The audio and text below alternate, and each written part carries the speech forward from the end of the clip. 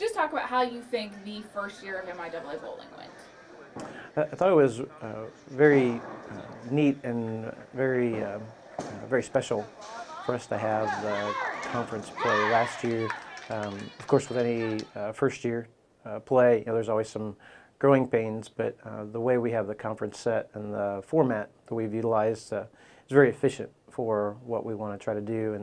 And the conference championship ended up being a very special event, not only for us hosting the first one, but having an opportunity to play in the finals and ultimately winning the conference title. So it was a very neat experience for our program and for our ladies.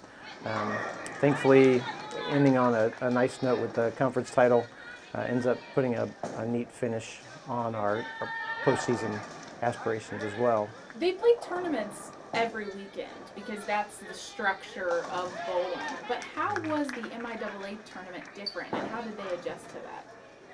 We follow a template similar to what some of the other conferences have utilized to make things efficient and also be able to save some money and travel in using those regular season events to help us pre-seed.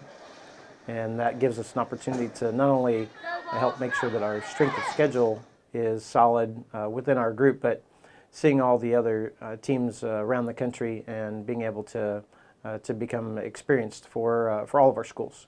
So I think that really helped prepare all the MIAA schools that were there, and it's not surprising that two of the better teams in the country were in our conference. In fact, there were 4 teams that were ranked in the top 25 that represented our conference, and then ultimately the national champion was a representative from the MIAA.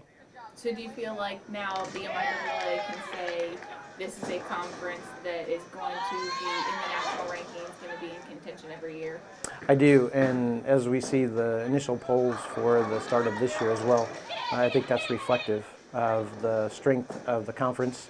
It's also reflective of the strength of Division II play around the country. We're a national collegiate sport at this time, and it's not surprising that even the smaller size schools can compete with everyone else that's out there. Some of the, the larger size schools and schools that might have more resources and staff to be able to do things. We can all hold our own. So now that year one in conference bowling is out of the way, what are some things you want to see different in year two, or some things you want to accomplish? I think for us at Central Missouri, we'd like to be able to go and play more consistently this coming year. Last year we had some very nice results, but it was not very consistent whenever we went to some of those open events. I think we can do that across the board this year with the different events that we go to, whether they're close or whether they are large open events.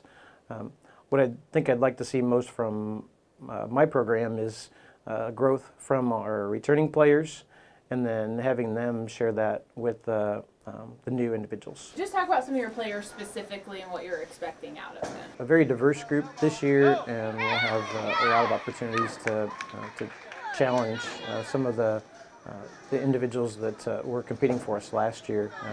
We have a great set of new players that we've had join us. Unfortunately, our conference player of the year ended up suffering an injury here during the preseason, and she will not be able to play with us. So Brianna Zimmerman will end up being with us in support, but we'll kind of have a lengthy recovery, and we may be able to see her at the end of the year if she gets to play this year at all. So we're going to have some players step into that role, as well as some additional ones that we hope and think that they can handle quite well.